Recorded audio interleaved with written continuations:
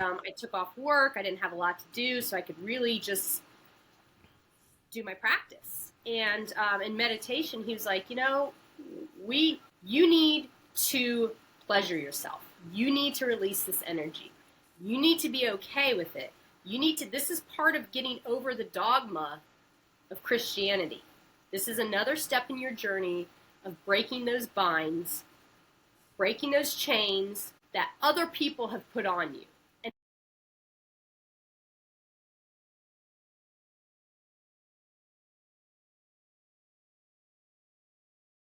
Welcome back to our transformative journey through the Greek gods with Julia. In today's episode, the third in our series, we delve into the dynamic influence of Dionysus in Julia's life. Discover how this vibrant god of wine, revelry, and renewal has guided her through profound grief and personal rebirth. Join us as we uncover the deeper connections and life-altering impacts of divine guidance. Let's get started. Hey, Julia, thanks for being back here on the podcast. I want to dive into this conversation that so many people have been looking forward to, and I know you have so many insights to share. So let me ask you, how has Dionysus influenced your journey, and are there any specific attributes or actions of Dionysus that resonates deeply with you? Okay, so first of all, let me say thank you for having me back on. This has been so fun, and it's just it's been amazing, and I'm really glad to be here again. So thank you. So first, I loved your question, but I think maybe people need to know a little bit about Dionysus. Perfect. If that's okay. Can I kind of yes. just talk about him briefly, and then we'll get back to the question, because part of his aspects is part of your question. So. Okay. So first of all, Dionysus is a Greek god, and he is known as the wine god by most people, the god of partying, of drunkenness, you name it, anything that has to do with crazy, wild behavior. They think of Dionysus, and that is part of his aspects. But he's also a god of madness and mental health. Now, before I go on, let me say that one thing about Dionysus, he's a god of paradox. Okay. He's a paradoxical god. He's a god of dichotomy. So whereas I talk about Hermes being the god of the middle space and kind of finding a balance in the middle, Dionysus is here and here. Okay, so he's got this paradox qualities about him. And so when I say he's the god of madness, alternately, he's the god of mental health as well. He's the god of drunkenness, but he's the god of moderation. He's the god of death and a god of rebirth.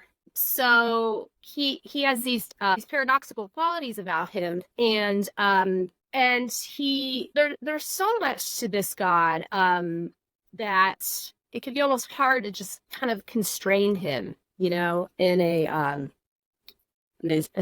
shorter conversation. But so when I say he's the god of death and rebirth, that is the aspects of him that really helped me through the grief process. What did you say? You also said grief and what else? Healing? Grief and healing, yeah, right, which is kind of that paradox you're talking about. Exactly. So we got grief and healing.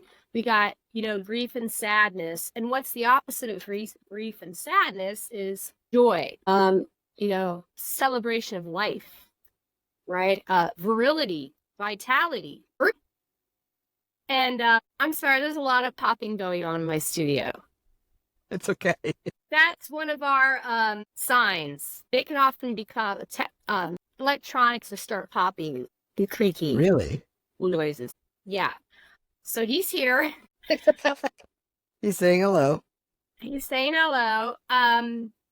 Which I'm not surprised. So you got grief and sadness, joy, and life, right? So I have to track back a little bit. Yes. So my sister committed suicide in March 23rd of 2021. So she had always battled with mental health from puberty. And finally, it just became too much for her. It was like, medicines weren't working. She knew she was kind of losing more and more ability to be stable. And so it just became too much. All these different medications she was on were really counteracting and really messing her up as well. And so she kind of went cold turkey. Well, that's not always wise to do when you're dealing with mental health issues, right? And when you're on medications. COVID really hit her hard too. It was really hard on her. So she, leading up to this day, she had been coming more and more, like pulling more and more away. So I could tell that she was kind of getting to the state again. And she had tried before. It had been unsuccessful. So, I went to her house the day before and basically to try to, rouse her, like get her back into like, hey, let's go to the doctor. Let's go to the emergency clinic at UC, their mental health clinic. Let's get in there. You need to get your you need to get rebalanced. And she's like, I know, but she just it wasn't like working. And I could tell that she was just pulling away from life, period. So I went there and, I called her all morning long, and because I was going to take her that afternoon. So she was going to get ready. I was going to take her to the clinic and drop her off so she could get restabilized. And she didn't answer. I looked at the door. She didn't answer. I let myself in, and I found her. Long story short, I found her. She had committed suicide. She had shot herself in the heart. So, super surreal experience. Like I was out of my body. It was just people say, oh my gosh, it must have been so horrible. But when you're in that point, when you're in that place, you're so thinking about surviving stuff. Perform CPR, do compressions, call the ambulance, wait for the listen for the, call my partner. It's kind of like, you're just like in work mode, like kind of survival mode. So, it didn't hit me till later. Of course, these things happen, So, so that's what happened in March. Okay, so my sister committed suicide. Now, going back to January, I had begun working with Hermes in December. Okay. And so, when I started working with Hermes, Dionysus started showing up, which happens. Their brothers. Why does that happen? Okay, so that happens because they're brothers, they're friends. Hermes, and in some of the myths, Hermes took Dionysus from Zeus, took him to where he was raised, Nysa, with the nymphs. So Hermes was kind of like, he took him to different places to be safe from Hera's wrath. So Hermes took him from one place to another. So he's kind of his transport. So he really, he loved his little brother. He really wanted him to be safe. So they're half brothers. Zeus is both their dad. So they have this connection. And Hermes, being a gateway god and a connector and a bridge, a community builder, many times when you start to work with him, other gods will show up because he's the gateway. He's the door. So Dionysus started showing up, and I was like, I wasn't ready to work with him. He's very intense. He can be scary. He can be manic. He can be just really intense god. So when he was showing up in my meditations, I just was like, I'm not ready for you. There's a lot to unpack about you, and I'm not ready to go there because I'm still kind of developing this relationship with Hermes. So, and he would always back off and be like, okay, I get it, I understand. But then he'd kind of be like, he'd pop up the next day like, are you sure? Like, and he kept referencing towards something that I would need him for. And even Hermes would be like, hey, I know you're not ready, but think about it, because he's really going to help you through something. He's here to really this was help like foreshadowing of what was to come? Yeah. Yeah, okay. Definitely. So now, this is a really interesting little story I got to throw in there. Okay, so about 2 months before my sister shot herself in her heart, I started having chest pains, like kind of like right here, or right here. And I was like, do I need to go see the doctor? Like, what's going on? Is this just gas? Is it indigestion? Is it, like, I would have these weird palpitations in my heart. I have this kind of like pain. And I was getting to the point like, can I get worried? But nothing else worse was happening. So I kind of put it off, but then it would happen again. And I remember I'd be sitting there in meditation, kind of have this weird heart feeling. Dionysus would come in and he'd be like, I can help you with that. And he's like, but you gotta let me in. You gotta let me in. You gotta open yourself to me. And I was like, oh, I'm not ready to go there. I'm not ready. Right. But we'll get there. He's like, okay. So finally the spring equinox rolls around. And I decide a week before, I want to preface that I'm going to talk about psychedelics in this episode. Okay. And I want to just put in a brief statement is that psychedelics are not for everybody and not everybody should do that. Okay. Right. So Correct. You should be very careful about how you use them, when you use them, and why you're using them. Okay. Yes. So about a week before the spring equinox of 2021, I put psychedelic mushrooms in mead and let them sit for a week. And then I drank that mead on the spring equinox. So this was a Saturday. So what is mead? Mead is honey wine. Okay. So it's wine made from honey. It's really good. It's one of the oldest I didn't know forms you can make wine from honey. Yeah, it's delicious. It's amazing. And they put fruit flavors in it too. Cranberry, apple, whatever. Blueberry. Really? Huh? I didn't know that you could do that. Like, that sounds amazing.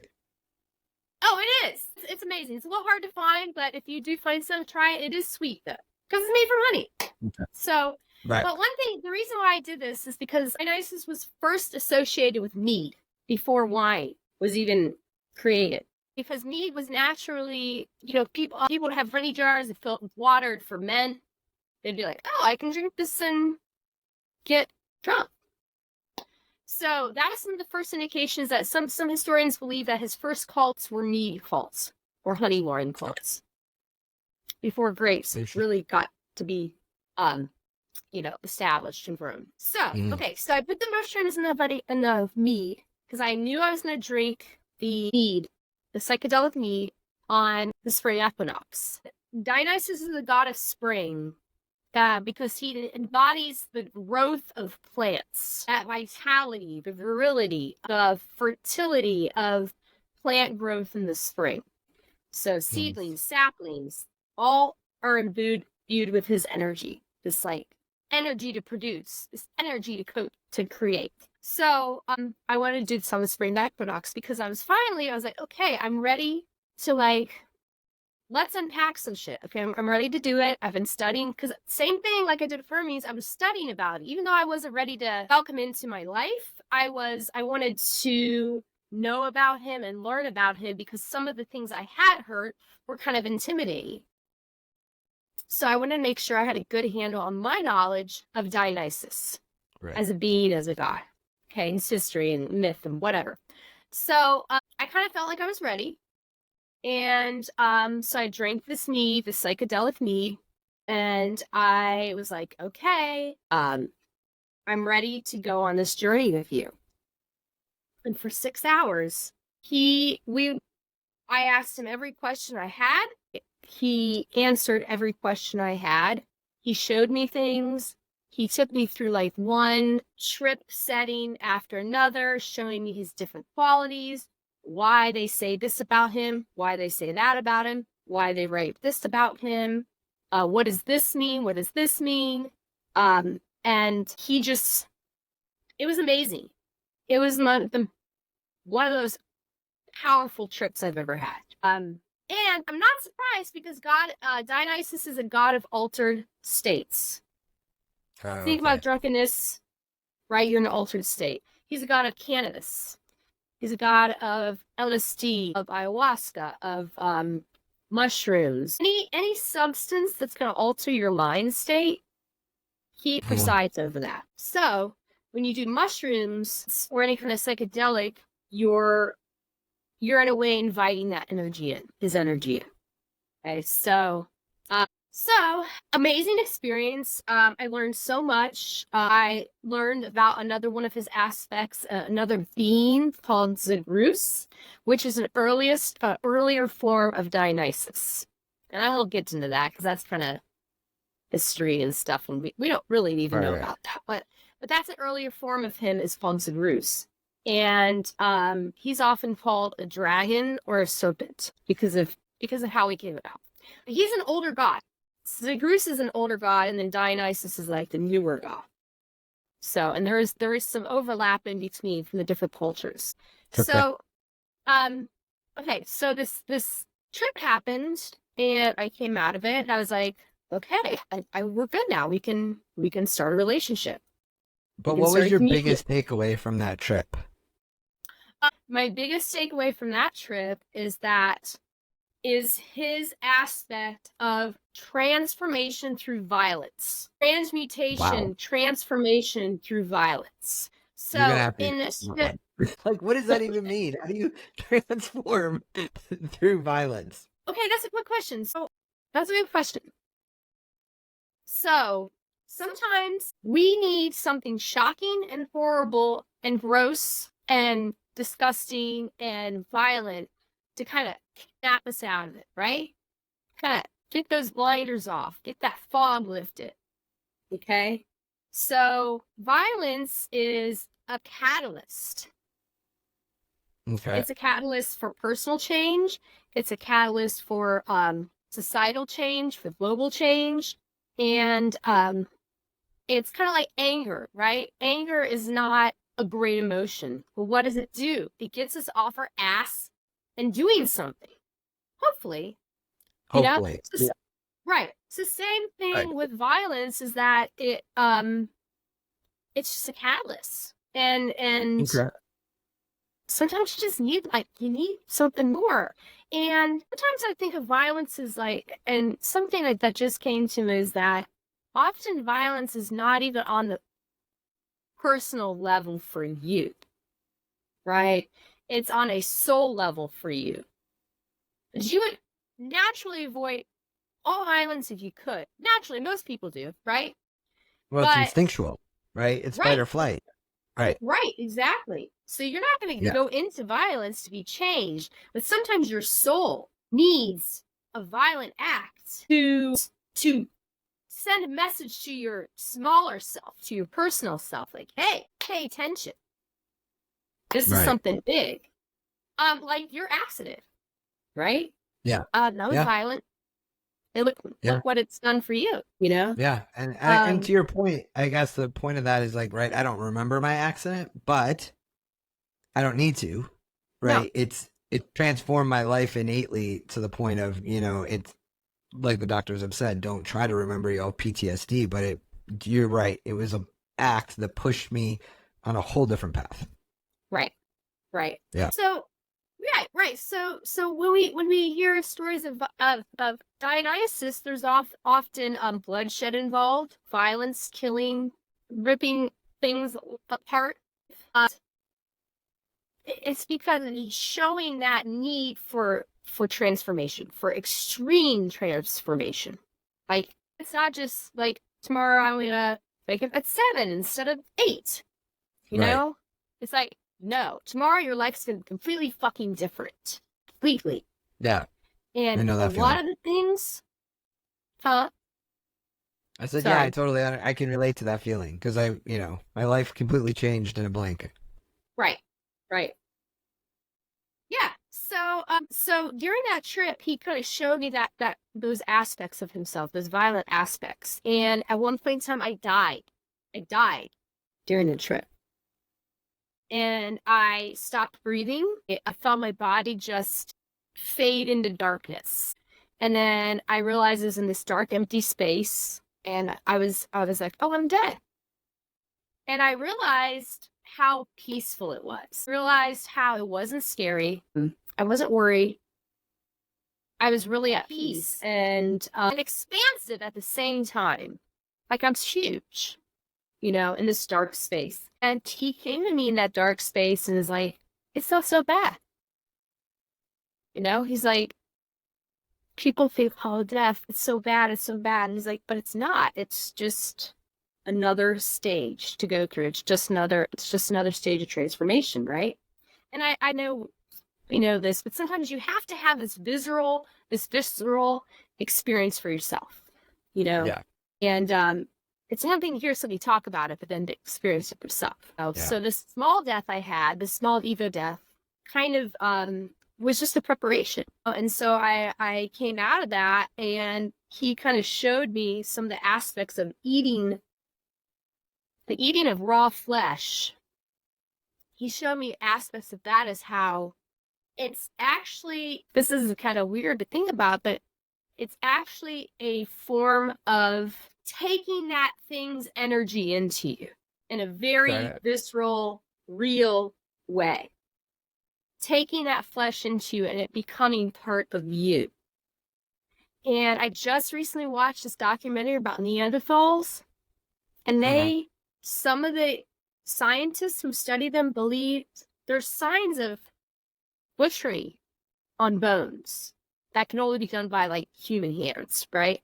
And stone tools. Some of the scientists who study them believe that they ate their dead to take in their qualities that they wanted to, express. So that's just a little side note, but I thought that was really interesting because I just saw that yesterday. So this idea of consuming flesh, raw flesh, is to take that energy, that power of that being into you. Okay, so it's hard for us to understand kind of as a modern human. Why would you do that? That's gross, you know? But people eat raw fish, people eat raw beef, skull. It's just that they're animals and makes it okay, right? It's more okay. Well, this trip happened before your sister was passing? Yes. Okay, I'm sorry. Yes. So back to the trip. I had the trip. It was an amazing experience. I decided, okay, right then, the day after, let's set a ritual day for you. This is how I'm going to honor you. This is what I'm going to give you for offerings. So I was like, okay. He's like, we have something to do together. I have something to show you and teach you. I'm like, okay, cool. So 3 days later, I found my sister. Okay, so, and so I'm having this heart pain. He's coming in and saying, hey, I can help you with this heart pain if you let me into your heart, if you let me in. And then 3 days after I make this commitment to form a relationship with him, my sister shoots herself in the heart. So it's like this. So that was one, like, okay. I'm starting to see how we're going to be working together. I can already see your influence even before it happened. It's like my body knew something was going to happen. It was crazy. It was just so powerful. So when that happened, Dionysus is a god of death and rebirth. I knew that we would be walking through this death portal together. He would be guiding me through this death portal together. He would be helping me through this process. Hermes was always there. He kind of handed me off in a way to Dionysus. He was like, okay, now you're going to work with him for this time being. I'll still be here. Of course, you can still fail on me for whatever you need, but this is his department. So were you accepting of this help though right away? Because I gotta imagine, right, that here your sister passes away, you experience it, you found her. Yeah. Is there not a part of you that now you've had this trip and you know that this God is part of this? Were you at any point angry with him? Like people get angry at God or angry at things. Like, were you ever angry at him, or were you always just accepting of his help in the situation that it was? Okay, so a little bit of both.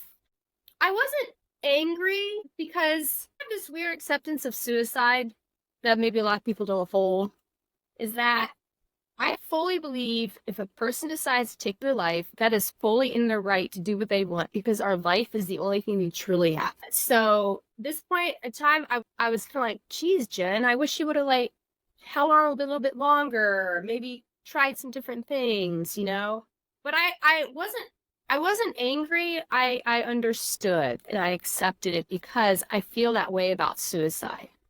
not everybody feels that way about suicide, but I really fully believe I'm such a proponent of free will. I'm such an advocate of freedom and liberty that that was her right and her liberty to do what she wanted to do with her life. And I don't think that's the end, right? I know it's not. So Right. I also Right. I know about soul contracts, right? I know at some point in time we had made this contract to go through this journey together. And you know who really helped Yeah. a lot? Matt Kahn. Have you ever listened to Matt Kahn? Yes. Yeah. Yeah. I read his book, Whatever Arises. Love that. Dude, seriously, that's I I mean, I feel like you do too. I mean, I recently had a friend who committed suicide. yeah, I know. Probably 3 weeks ago. He had mental issues too, struggled with it over on and on. And I felt like you. I was at ease with it. I felt he was at peace with it because I think he just got tired. And it was just like enough's enough and I'm done. He's And I tired. tried all You the know? things and nothing worked. And right. I Yeah. mean, it was very planned, it was very calculated. He had left, what he wanted done, and it wasn't this spur of the moment thing. So I know one of my friends had Right. said at the memorial, it wasn't that we were surprised that this is the way he went. For us, we were just surprised that he was able to last as long as he did. And we were glad he did. But we always Right. knew that this was going to be the end. We just didn't know when it would be the end. Right. And So I get you. That's totally the same story with my sister. She had set up everything, had a will done, had a note written out. She was like, right. She was just tired. She was so tired. And I feel that. I get that. So was I angry? No. But I did approach Hermes at one point in time. I was like, did you know this was gonna happen? Why didn't you alert me? Like, was there some way you could have warned me or something? He was very sad, but he said, I'm grieving with you, but there's so many realities. There's so many hats that her reality could have taken that I couldn't possibly know which one she would have chose. He's like, I'm not omnipotent. He's like, I can only see branches, and he's like, I can't say this is what's going to happen. So he's like, I'm sorry. I wish I could have, but I couldn't. She could have decided not to shoot herself that day. It could have just been a choice in the moment. So I got that. I was like, yeah, I get it. I know you guys can't see everything, you guys, but you're not omnipotent. You don't know. They see so many timelines that they don't even, it's hard for them to pinpoint which one's going to happen, right? So I wasn't angry. I was actually I was grateful for the help from Dionysus because I immediately felt his comforting presence. So I would, one thing that really struck me is I would lay on the bed and just cry, and I would feel like somebody taking my head and putting it in their lap. And I would have a vision in my mind's eye, and I just knew it was him. I knew it was Dionysus. So even though he gets this kind of reputation of being this dark god, this kind of harsh god, he's also got this very tender quality about him. And another aspect of Dionysus I will throw in here is that he was half mortal when he was born, half mortal. His mom was mortal. So he has this connection to humanity that a lot of the other gods don't. He knows what it's like to be human. He knows what it's like to have to hide out, to hide who you are. He knows what it's like he was cursed with madness by Hera at one point. He wandered the wilderness like insane for years. And so he really knows our mental battles, our mental struggles. And he is a very loving God as well. He gets it. He knows what it's like to be human. He gets it. So I just feel this comforting presence, and I knew it was him. And I would just cry in his lap. And I could, I even feel him like stroking my hair. It was a very, very powerful experience. So the next part I'm going to talk about is kind of personal, and I went back and forth for a while before we did this interview about what I wanted to share, but I want to share this because I kind of want to help to dismantle the idea about pleasure being something bad or something that we should be denying ourselves. And that's old paradigm shit, and I'm not on that. Right. So this next segment, okay, so you've probably heard a lot of times when you go through death situations, you really want to celebrate life afterwards, right? I Oh, mean, yeah, for sure. like you want to eat all the good Yeah, it has things. that. Yes. Yeah. It's like You you want to, realize at that moment you're being reminded what life is really about, right? It's like we're only right, here for a short time. Like, so you swing the opposite way and go, okay, let me just engulf in life. right. Yeah. And I'm sure you've heard about, couples who like to do extreme sports together. They will Mhm. talk about, hey, then I don't know. They love is so stupid. Such a dumb word. I'm sorry. But we had a lot of sex afterwards, like to Right. celebrate life. And that's even a Mhm. part of Dionysus's death and copulation, Right. It's like, and that's part of that spring energy too, is animals are mating, right? In the spring. Right. Babies, Rebirth. baby. Right. So humans we have this reaction to death, to wanting to experience Pleasure pleasure, ourselves. right? To pleasure ourselves, right? Thank you. You're welcome. Um, so the days between her death and the funeral were a crazy, real, out of time week for me. It still is. That week between the 23rd and the 1st, she was buried on the 1st, April 1st. Weird week. I was in a state of like just all these conflicting emotions, right? I was accepting, I was Yes. sad, I was joyful for her because I knew that she had moved on to a better existence. So I was actually happy for her as well.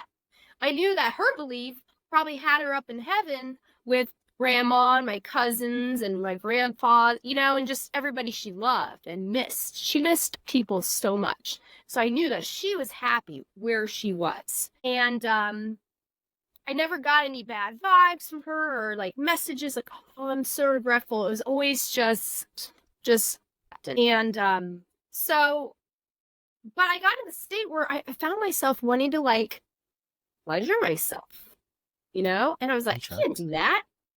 I can't do that. This is like, I'm supposed to be mourning. I'm supposed to be being serious. I'm supposed to be, crying and grieving and pulling my hair out. And I was like, but I don't feel like that. I don't feel like that. And so it's like, but I had this energy and that I needed to move and it needed to be processed somehow, right? This energy of wanting to experience pleasure. So I was sitting down in the morning, so I was still doing my practice in the morning because I needed it really badly then, Right. and it took off work. I didn't have a lot to do, so I could really just do my practice. And in meditation, he was like, you need to pleasure yourself. You need to release this energy. You need to be okay with it. This is part of getting over the dogma of Christianity. This is another step in your journey of breaking those binds, breaking those chains that other people have put on you and that you have put on yourself. This is what you're going to do. You're going to do this practice and you're going to have a mantra while you do it. So Right. I would do this in the morning after my meditation. I would pleasure myself in the morning. And I would do this mantra of life and death, and joy and sadness.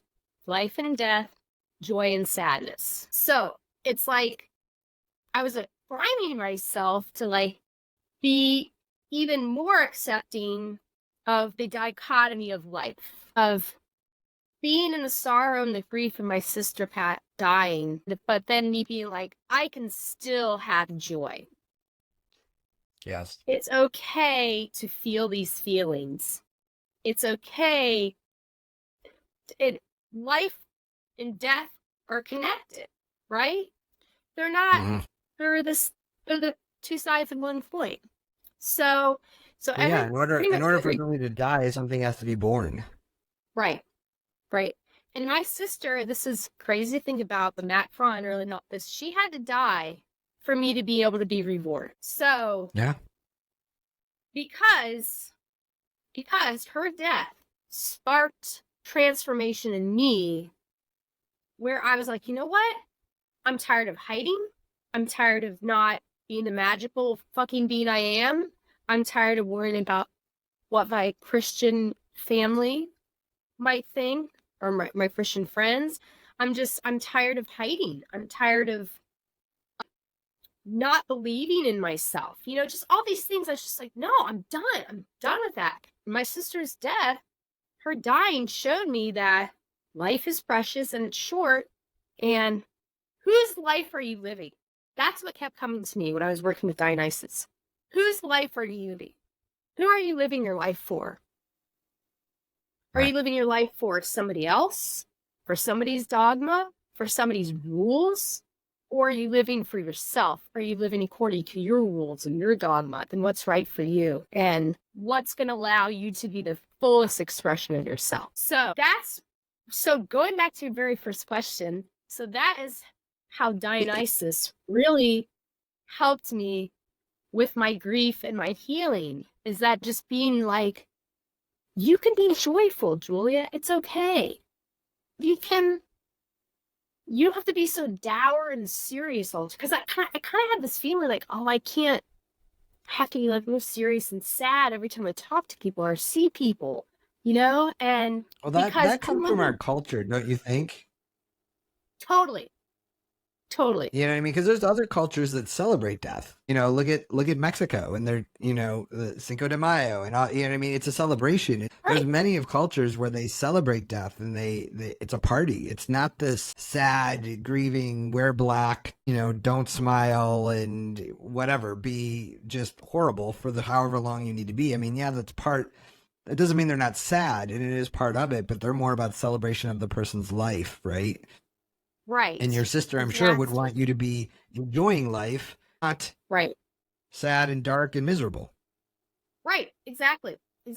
And, you know, it really gave me a lot of strength to kind of stand in my own feeling of acceptance of that. So when I would see people, they'd be like, oh, I'm so sad. It must be horrible. I'm like, you know what? Actually, let me tell you how I feel about it. And I always say, like, this might be unpopular. You might not agree with me, but this is how I feel about suicide. And I would just say, like, hey, it was her choice. And Dionysus is also a god of freedom and liberation. So brings a greater understanding of freedom and liberation to whoever, you know, decides to work with him or venerate him. And he's a god of marginalized people. He's a god of the other. He's a god of slaves, of women. He's a god of women, which is funny. He's using about goddesses, right? It's a goddess, right? He's a god of women. He loved his wife, Ariadne, extremely. He loved his mom. He went to Hades and pulled them both out and elevated them to goddess state. So, he is a god of the other, of the outsider, of the marginalized. That helped me too, being like, okay, I can have this belief, and it might not be popular. People might think I'm like weird about it, but this is what I believe. And him being the god of the other, that helped me as well. Stand strong in that alternate mind state, you know?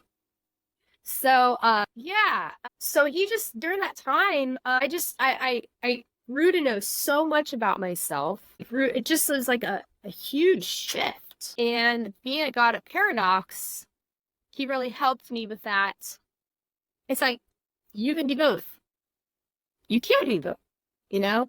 And so that's how he really helped me with that experience. And then, and I went to an energy healer right before the day of the funeral, and she really kind of helped me process these thoughts I had. Like, you know, I'm okay with it, but people want you to not be okay with it. And one of the things that she really impressed upon me, she's like, because you are so grounded in this concept, allowing your sister, giving her the grace to have her own choice to do what she wanted to do, you're going to be able to feel other people. So people are going to come to you at this funeral, and they're going to lean on you, and they're going to, they're going to be so sad, but you're actually going to be able to heal them because you can help transmute this energy because you're standing in your power.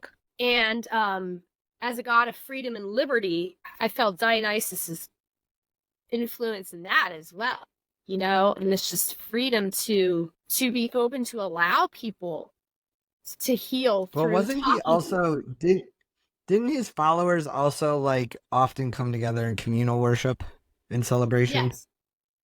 Yeah, right. So yes, they did. Most of the mysteries from ancient Greece are Dionysian mysteries. Dionysus and Demeter and Persephone. And so you'll see those three together in a lot of the mysteries. So Dionysus would, whenever there was more people together, imbibing mind-altering substances, it would really increase his power and his ability, and they would really feel like he's called the god that comes. Okay, the god that comes. So when you drink, yeah, both ways. So, because he's a god of fertility, and he was worshipped with giant fat.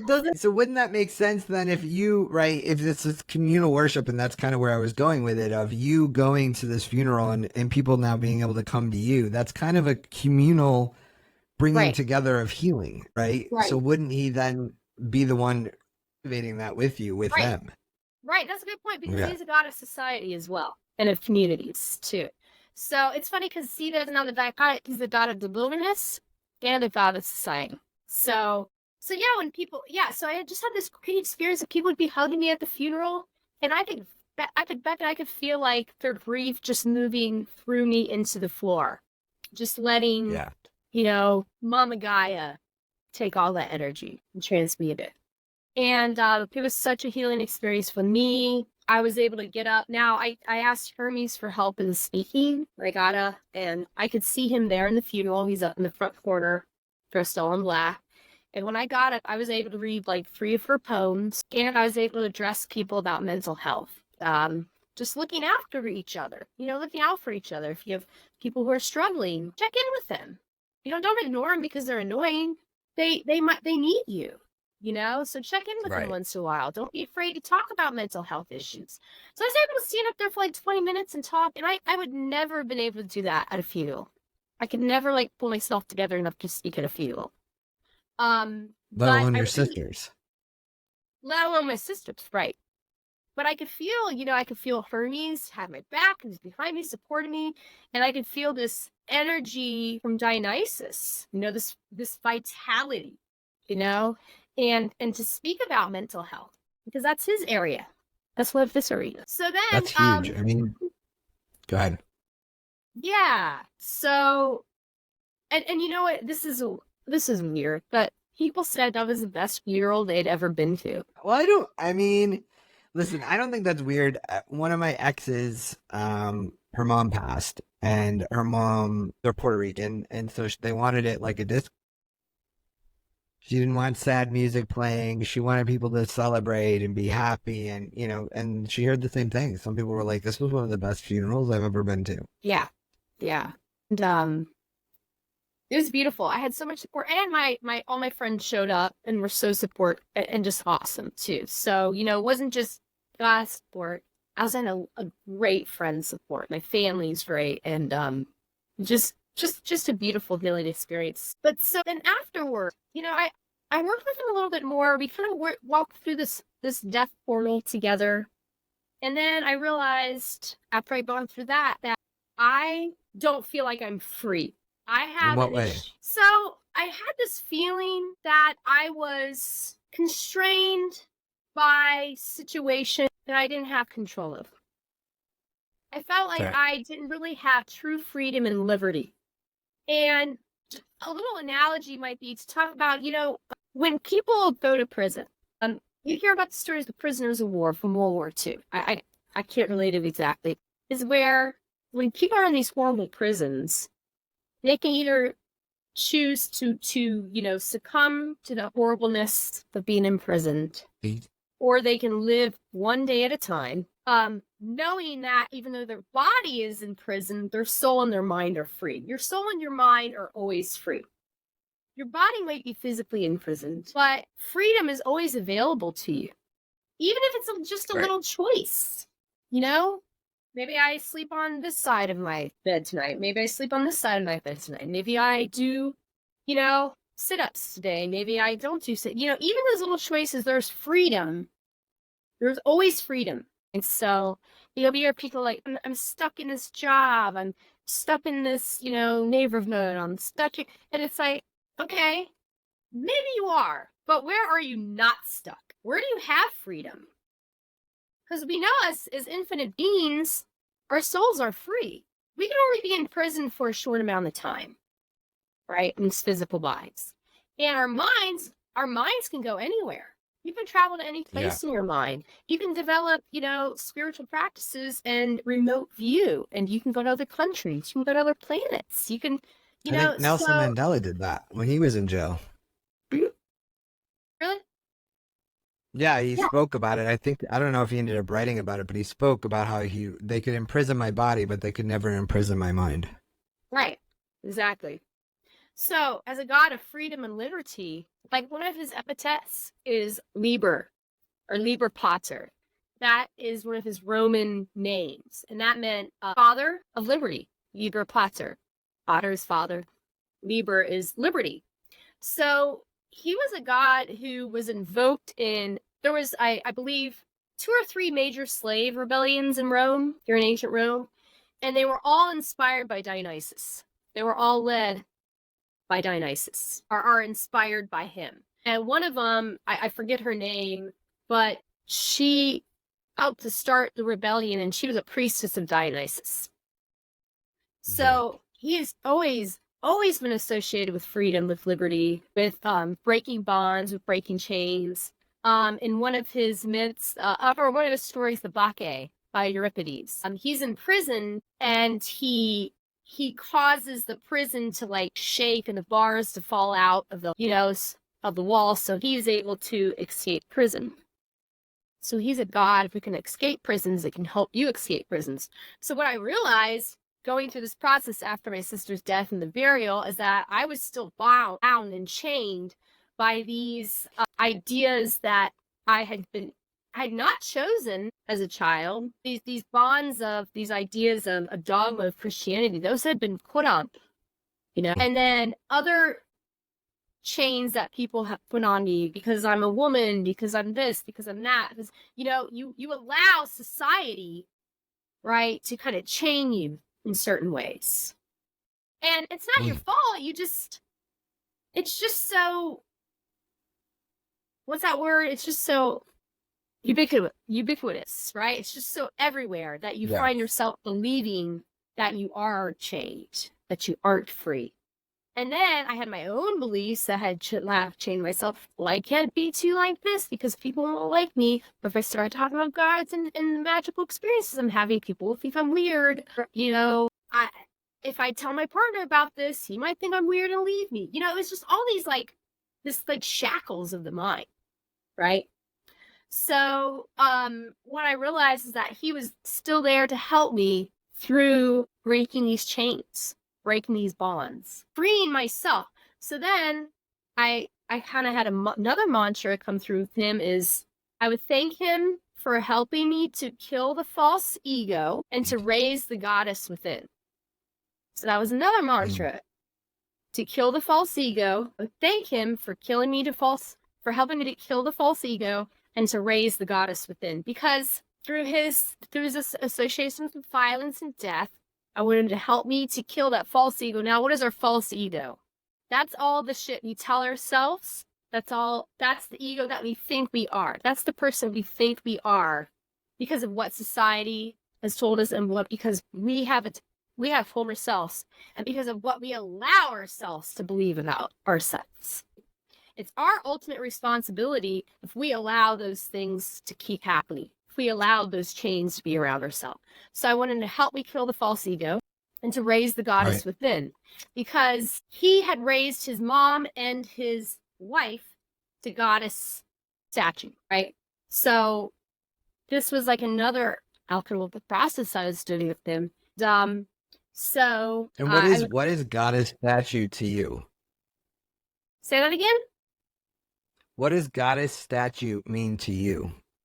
Statute, just like the Goddess statue. yeah. That means like, so as a goddess, right? So he took mortal women and he elevated them to this immortal, greater, a more expansive self, right?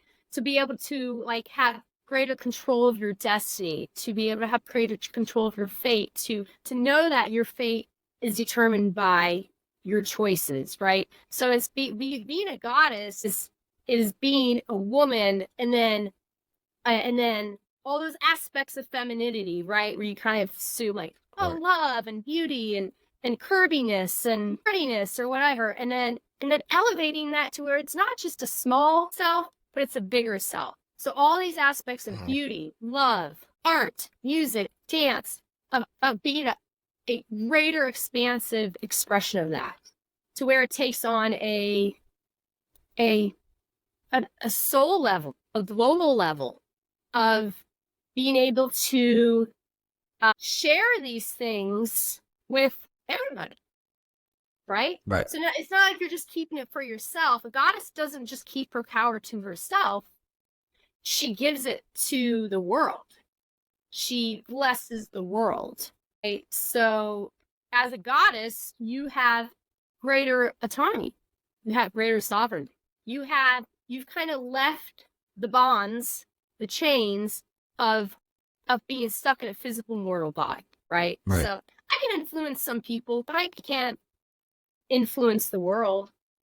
You know, I can do my part locally, but then if you hear people like Taylor Swift, she's a goddess. Okay, and I'm not here to say that maybe she is, maybe she isn't, but she reaches a whole lot of freaking people, and a lot of people. Yeah. You know, she does, and she has done good things with her influence, right? She's donated money. She's done some good things. So it's an inadequate analogy, but that's where I'm going with when I say, becoming a goddess. To raise the goddess within is to realize that I'm more than just this physical body, and that when I go out into the world, I can. It's a weird word to use, but I can bless my surroundings with my presence. I can be kind to people. For sure. I can bring joy to people. I can make people laugh. I can bring beauty into their lives. I can show them the beauty in themselves. I can point out like, hey, don't talk about yourself like that. No negative self-speak, I can encourage them to care more about the environment. I can it's just that greater expansive, all the good stuff, just extra. Expanded. How long did you work with him in that mantra and embodying I that still am. for you? I still absolutely am, because he gave me a visual image to do, like a meditation. So if I'm worried about Aunt Beth judging me when she sees a post on Instagram, because I want to start becoming more social about my beliefs and my faith and my relationship with these gods and spiritual beings, because it's just so amazing to me, and I want to share it because it's helped me, and I believe it can help other people. And so I don't want to be shy about sharing on social media, because my aunt might see, or my cousin might see, or whoever, or my uncle. So what I'm going to do is, he said, this is what I want you to do. When you have that thought in your head that Aunt Benny is going to judge me, it looks like a link. It's like a link in a chain. And all around the edge of that link of the chain is Aunt Betty thinks I'm a weirdo, right? Aunt Betty's going to judge me for this. He's like, I want you to see this as links. And I want you to see that link breaking. I want you to see, he's like, if you do this motion, you can smash it. He's like, whatever. But every time you have that thought, I want you to see it as a link. I want you to realize that you made that link. You created that link. Aunt Betty hasn't said shit to me. Created that link. Yeah. She might at some point in time, but whatever, we'll address it then, right? So I would see myself breaking that chain. And then, man, it was such a powerful visual tool. It really, really worked. Like every day I sit down and have this, oh, I don't want to post on Instagram. Nope. Whoosh. Yeah. You're like in that chain until you no longer have chains around you, until you're completely free. So that is a practice that I still think about at least once a week on Sundays, because that's the day that I honor him, is on Sundays. So on Sundays, I think about that. And then if I'm out and about and I start getting worried about something, I do the same thing. I write it on a link in my brain, see myself breaking it. You know, so I'm on that. I'm still on that path because that's something for me in my path in life, is to let go of what other people think. I don't know if everybody has that. I often see people who don't seem to give 2 cents about what other people think about them. And I'm like, how do you achieve that level of sagehood, you know? I mean, I don't know how genuine a lot of that is, and I'm not saying there aren't some, but I think, you know, there's a lot of books written on it, and I think there are a lot of people who will say they don't care, but then behind closed doors they do care. You know what I mean? It's how authentic and real can you be with yourself on what affects you. And I think, especially living in this day of social media, where people can come out with some really ugly comments, and it's very easy for people to rip other people to shreds because they're hiding behind a keyboard. You know, a lot of us would like to say, oh yeah, that doesn't affect us, but it does. It does. Yeah. And they know that. You know what I mean? But there's that, like you said, that polarity, that push-pull. That's the environment we live in. Right. We're here to experience it all. Right. Because of that, it's probably something that I will always have to work on. Until I'm not in this physical form anymore, you know? So he's still helping with that process. And as a god of joy, of relaxation, of, you know, just letting go of the cares of the world, sometimes he needs to come in and remind me, hey, you're getting too serious again. Like you're getting up in your head about this stuff. You just need to relax. You need to maybe do another psychedelic trip. Because that year after my sister's death, I ate mushrooms once a month on the full moon. And I'd always invoke him in because he's a great trip sitter. You know, so if you want to... Here's a question I have for you that is, why are the Greek gods, why are they gods of so many things?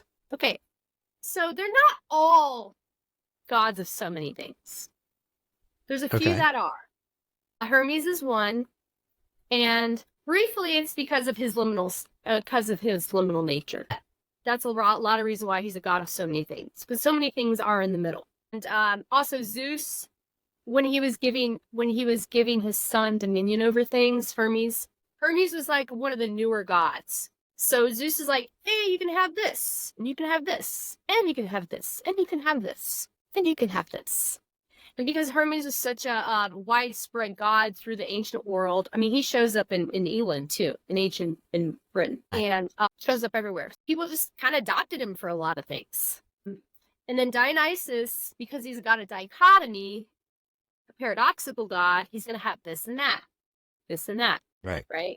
So, so Dionysus and Hermes are 2 gods that are just a god of many things.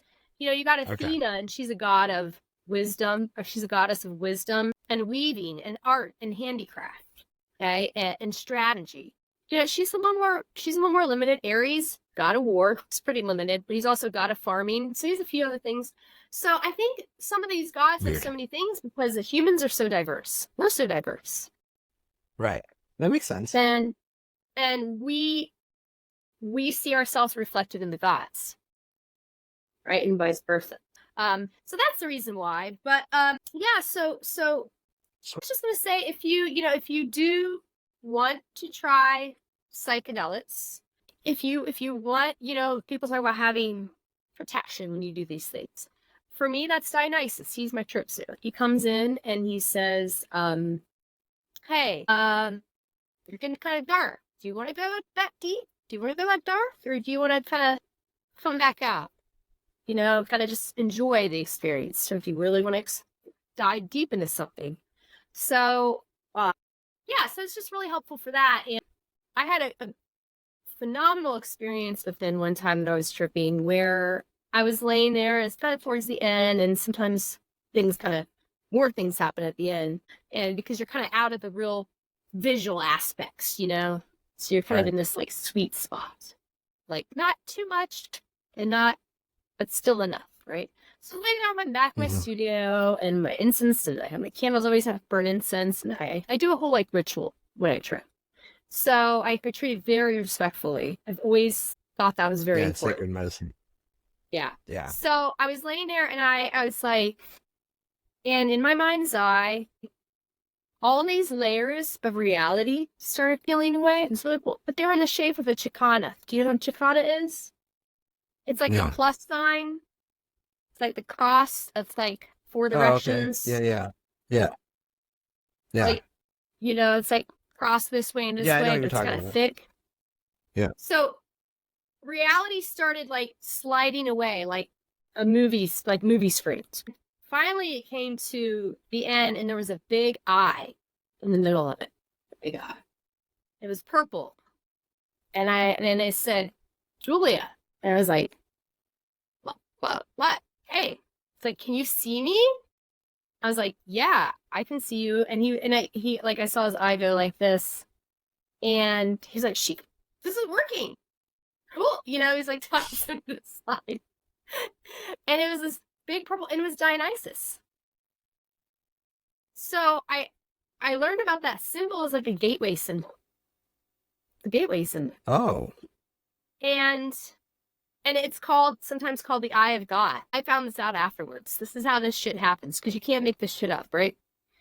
So I'm talking to him through this eye, you know, and he's just like, "Okay, this is cool. This is working." And we didn't even really talk that much. It was just kind of like a recognition, right? You know, and it's like, "Okay, I can see you. I can see you."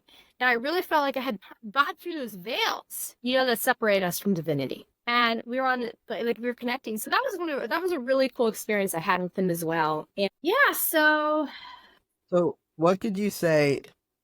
Because it's already been, we could talk for 2 hours. Tell me, like, you know, just tell me when to start wrapping it up. No, and I think this has been super helpful. But as we conclude this, like, could you share what you hope others will understand about the guidance and support of Dionysus has to offer? You know what I mean? Especially for somebody who's facing their own life challenges. What would be your insights in that? Yeah. Well, so some areas he can really help with is mental health. A lot of people work with him for mental health. To find the right providers, to find the right therapist, to stay on your medication, to leave substances alone that's going to mess with your medication. So he could be a great guide for mental health. And he can be a great guide for going through death situations. You know, situations where you just feel like, I can't get out of this I can't get out of this hole.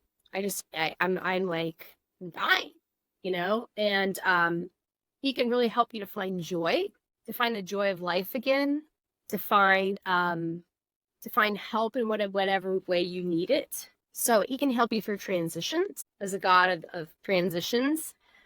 He can help you get through hard points in your time, in your life. And also, I just want to say that he is the patron god of the LGBTQ plus queer, transgender communities. So because he lived as a girl for his youth, he was hidden. He was lived as a girl for his youth to hide him, to help hide him from Hera.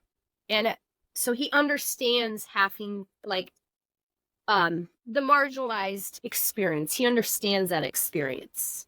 He is often described as womanly.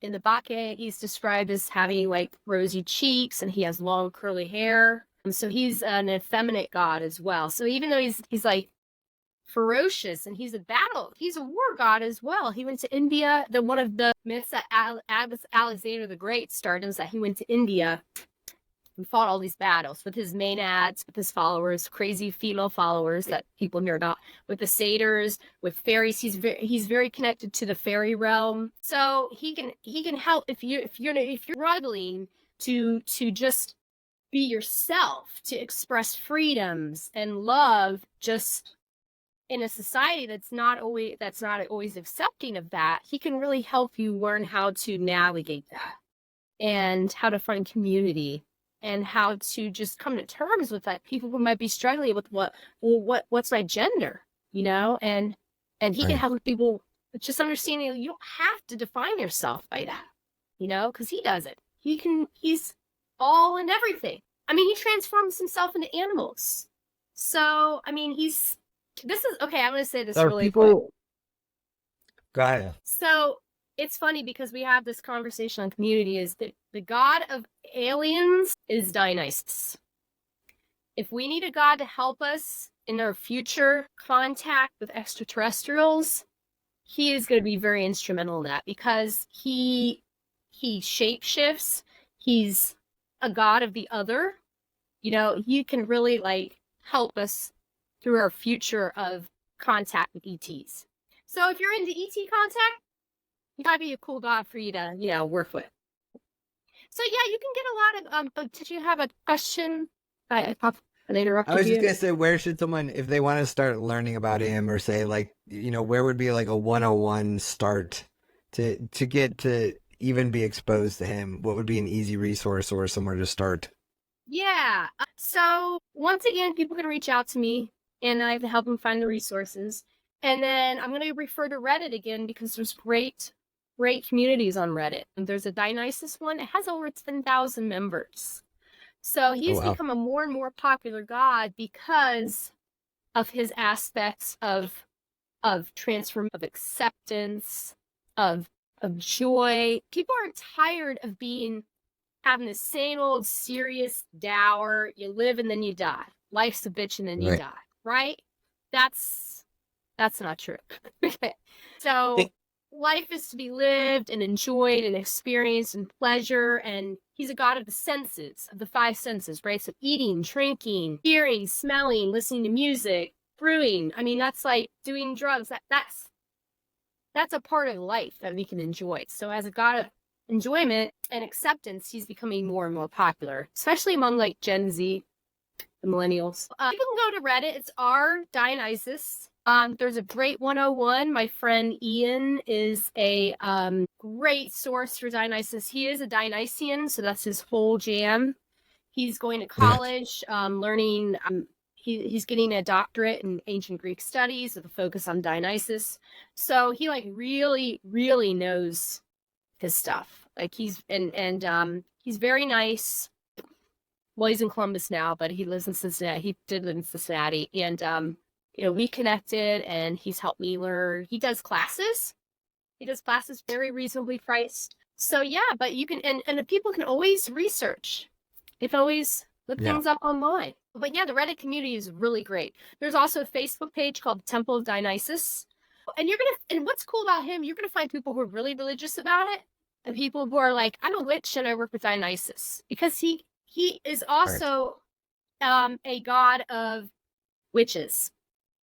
So through his connection to Cernunnos and the horned gods of old, right? So he's got this connection to the horned gods, the green man of the forest, because that's one of his aspects, is a god of the forest, of fertility. So in his old forms, he had horns. He's a horned god, and he's called that as well, the horns god. So there's some people make that connection as well. Oh yeah, he's even got more to explore than Hermes. And thank you for sharing all your knowledge and being on here. It has been a true pleasure, and I know many people in my audience have already loved the first 2. So thank you for exposing us to things that we have not been exposed to. I appreciate you so much. Yeah, thank you. Thank you for having me on. I love our conversations, and I look forward to more. Absolutely. Everybody else, stay curious, stay empowered, and keep shining your unique light. We'll see you on the next one.